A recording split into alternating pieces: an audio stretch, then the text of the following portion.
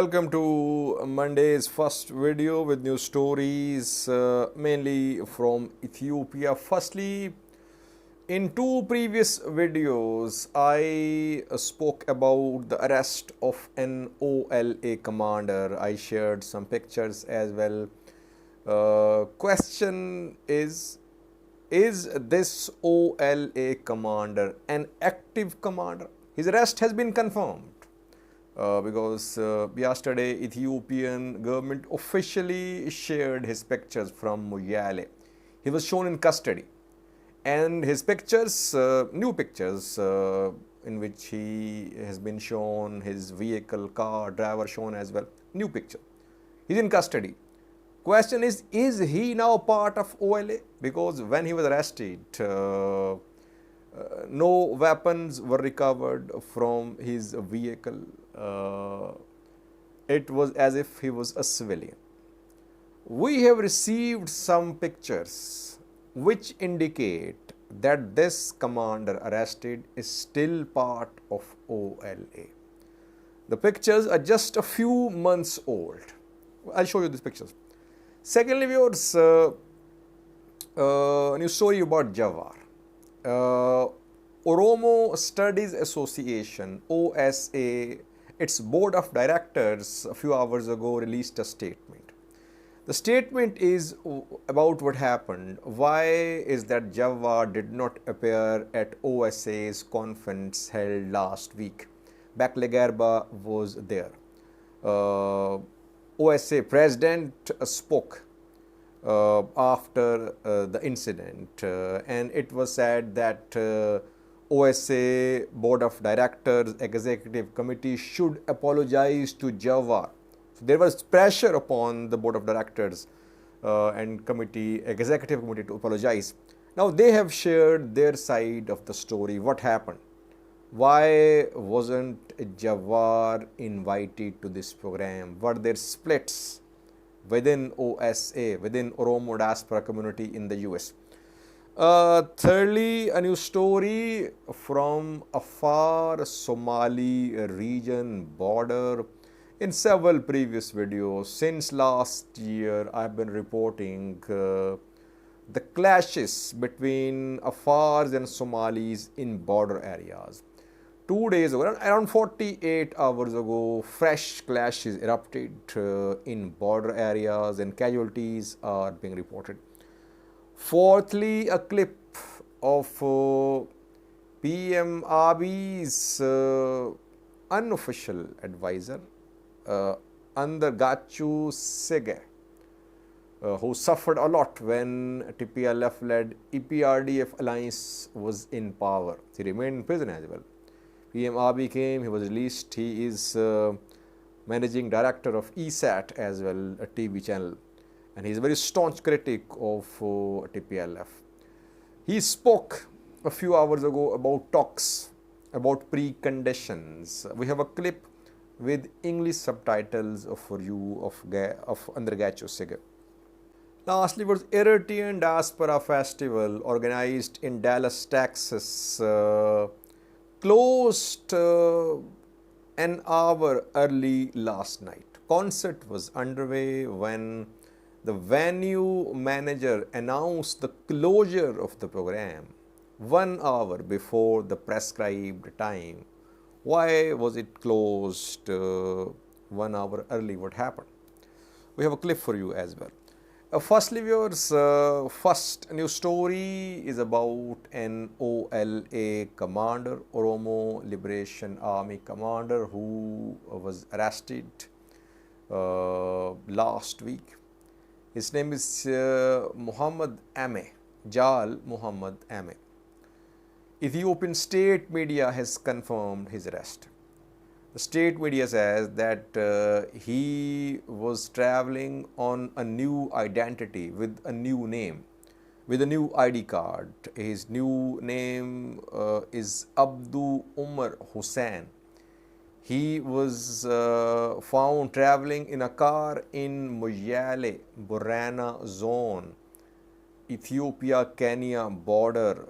Security forces had received advance intelligence They stopped the car, they arrested him. No weapons were recovered from his vehicle.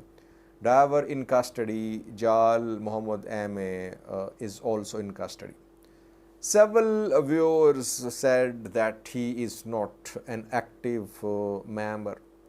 And in yesterday's video, I also raised questions that he was arrested without any weapons recovered. He looked like a civilian. So I said there must be investigation. Is he an active OLA commander or not? Now we have received some pictures. The pictures are from this year, just a few months old. The pictures show this OLA commander at a graduation ceremony of OLA fighters. The ceremony was attended by some diaspora members too.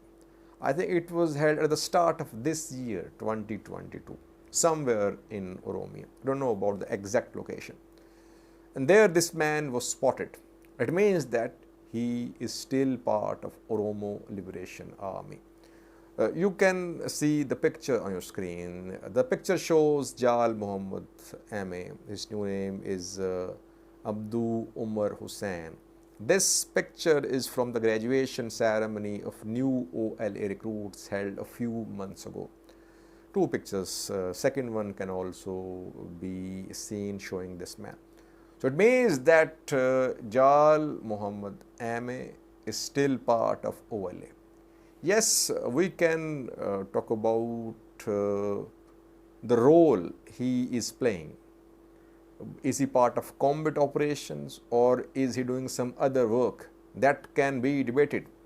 But he is part of OLA, it seems, because he was seen there attending OLA's graduation, OLA fighters graduation ceremony held this year.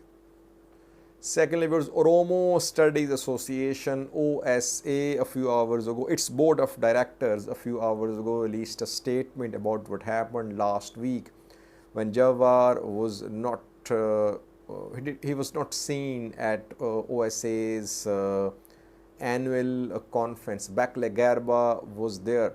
After this program, OSA's president Abisa Ragasa spoke, and it was said that the OSA members, board of directors should apologize to Jawar.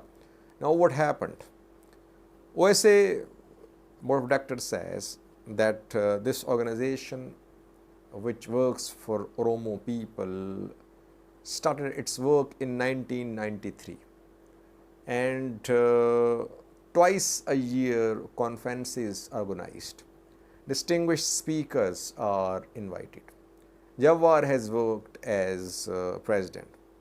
President is elected for 1 year. Organization has a president, board of directors, executive committee, and an editor, journal editor. The board says that when guests are invited, they are invited either as keynote speakers or as panelists. Keynote speakers just deliver speeches.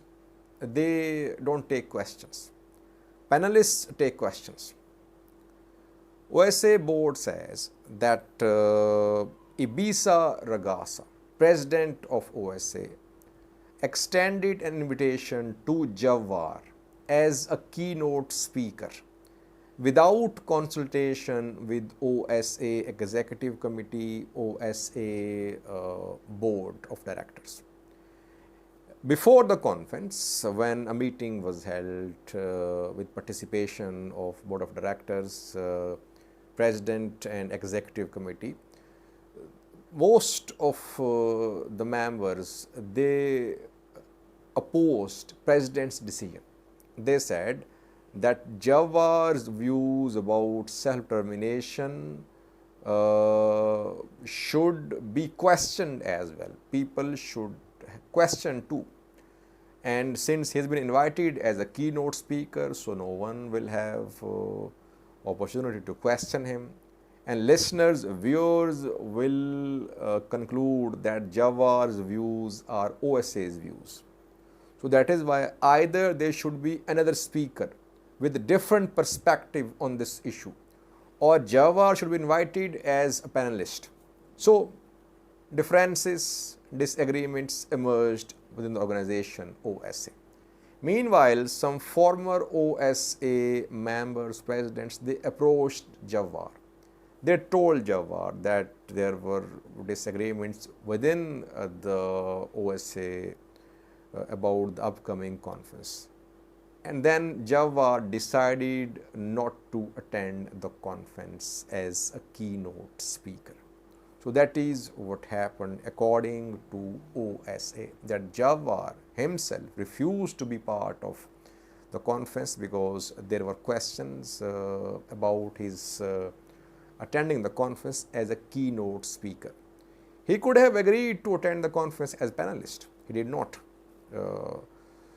So it means that Jawar's views about self-determination, about Ethiopian federation, they are not the views of all members of Oromo diaspora. People are disagreeing with him. And that is why perhaps messages are being conveyed to him that he should make it, he should ensure that his views are not seen as pro-prosperity party. His call for peace should not be seen as a call from Ethiopian government. Thirdly, viewers, Afar Somali region border. For years, clashes have been going on between ethnic Afars and Isa Somalis over fertile lands, over water resources, over the road as well, the main road which passes through this area. In 2014, three disputed places, Garbaise, Undofo, Udato, were given to Afar region. And these three places are Somali majority areas. But after that, we saw that Somali regional government rejected this decision. It's a Siti zone of the Somali region where clashes erupt off and on. Once, twice, thrice a year it happens. Hundreds, dozens are killed, mostly in one bout of violence. 48 hours ago, once again, clashes erupted in Siti. The clashes erupted in Danlahile. Danlahile is on Afar Somali region border. It is, I think, in Siti zone. And in these clashes so far, reportedly, several people have died on both sides. And still no intervention. We heard a few days ago that some Afar Somali elders, they held meetings. Ethiopian National Defense Force tried to bring them to table. Committees were formed to find a lasting solution to this problem. But it seems that no solution has been found so far. Dispute is still there. Assumption of these clashes indicates that no progress whatsoever has been made in recent months regarding this long-standing issue between two regional governments. Fourthly, viewers, we have a clip for you of Andargachew Tsege, former Ethiopian politician, now working as ESAT's managing director, seen as close to PM Abiy. Last year, he was seen clad in military uniform, vowing to fight and urging the people to fight Tigray Defense Force when TDF was in Amhara, Afar regions. The man suffered a lot when TPLF-led EPRDF was in power. He formed a political party, Ginbot 7, in 2008. His party was banned, he was put in prison, he remained in prison for years. Then in 2018, after PM Abiy came to power, he was released. So he has some personal grievances, personal grudge as well against Tigray Population Fund. Now he is speaking against the ongoing talks, likely talks between Tigray and Ethiopian governments. He seems to be against this negotiation process due to start. We have a clip for you of Andargachew Tsege, Daniel Kebre, and others who are close to PM Abiy. They are against this engagement between Tigray Population Front and Ethiopian federal government. It could be a way of putting pressure upon Tigray that Ethiopian PM Abiy, despite pressure from his associates, is ready to negotiate. That is why this opportunity must not be wasted. So these statements could be planted by the government to prove that government, despite all hurdles from within, is ready to negotiate. That is why TPLF-led Tigray government should also step back from its tough preconditions. Watch this clip of Andargachew Tsege in which he is talking about preconditions. በኢትዮጵያ በኩል የተወሰደው ነገር ከቅድመ ሁኔታ ጋር ያልተያያዘው ነገር ግን በጣም አሳሳቢ ነው። ምክንያቱም እነዚህ ሰዎች ጋራ እንዴት መደራደር እንደሚቻልም በጣም ከባድ ነው። እንዴት እነዚህ ሰዎች ጋራ ቁጭ ብሎ እንደሚደራደር አላውቅም። ኦፍ ኮርስ እንግዲህ መሰለ ያለው ለሰላም ሲባል ይሄን ሁሉ እንዋጣው የሚባል ከሆነ የሚገርም ነገር ነው ለኔ። የመንግስት አካሄድ ታሪክ እንዴት እንደሚያየው አላውቅም። የነጮቹ ተጽዕኖ ወደ ድርድር ያመጣቸው ከሆነ ቀድመ ሁኔታቸውን ሰርዘው አላውቅም ምን ያህል ተጽዕኖ ማሳደር እንደሚችሉ ነጮቹ። ምክንያቱም ከነሱ ጋር ነው አብዛኛው ሲሰሩ የነበረው፣ ከነሱ ጋር ነው ሲመሳጠሩ የነበረው። አሁን አሜሪካም አውሮፓም ጠቅላላ እነሱም ተጽዕኖ አድርገው ወደዚህ ሊያመጧቸው እንደሚችሉ አላውቅም። ግን በደንብ አይተነዋል ያለው የወያኔን ጥጋብና እብሪት በከፍተኛ ደረጃ ያበረታቱ ለወሰዱት እርምጃ ምክንያት የሆኗቸው አይዞባዮቻቸው አሜሪካኖችና አውሮፓውያን ናቸው። Lastly was Eritrean diaspora festival held in Dallas, Texas was closed an hour early last night in Dallas. Suddenly, manager of the venue came on the stage and the lady announced the closure of this event. A concert was underway when it was closed an hour early. Why did it happen? The Diaspora Festival was a huge success. Thousands attended this program. Both sides, Eritrean diaspora opposition groups and organizers, are sharing different information about what happened. What we have learned is that, again, an issue of mismanagement. A few days ago, a Tigrayan diaspora festival organized in the US was cancelled. In similar circumstances, there were issues like overcrowding and the festival was not properly planned. Eritrean Diaspora Festival was a 3-day long event. It went well overall, but in the end there was this incident that thousands were invited beyond the capacity of the venue.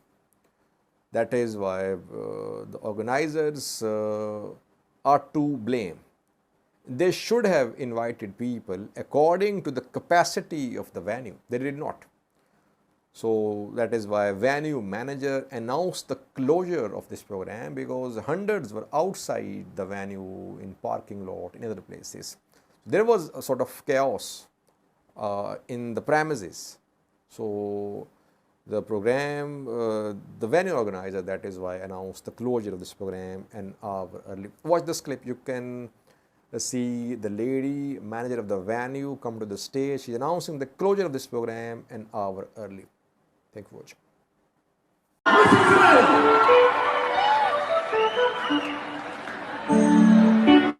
Good evening, everyone. The party has closed down. You all need to go back to your hotel rooms if you're a guest. If you are parked in the parking lot illegally, your car will be towed. The party is over.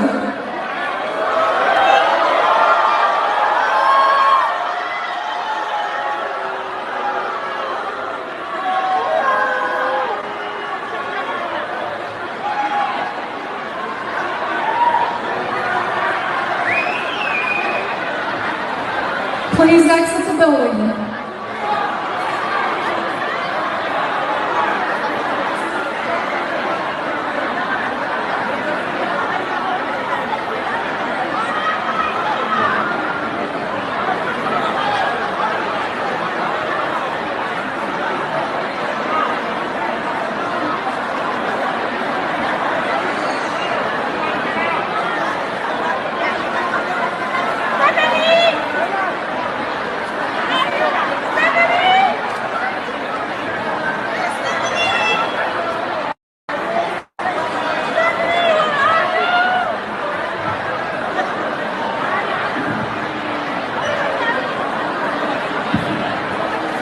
The State Police Department, everybody needs to exit this facility.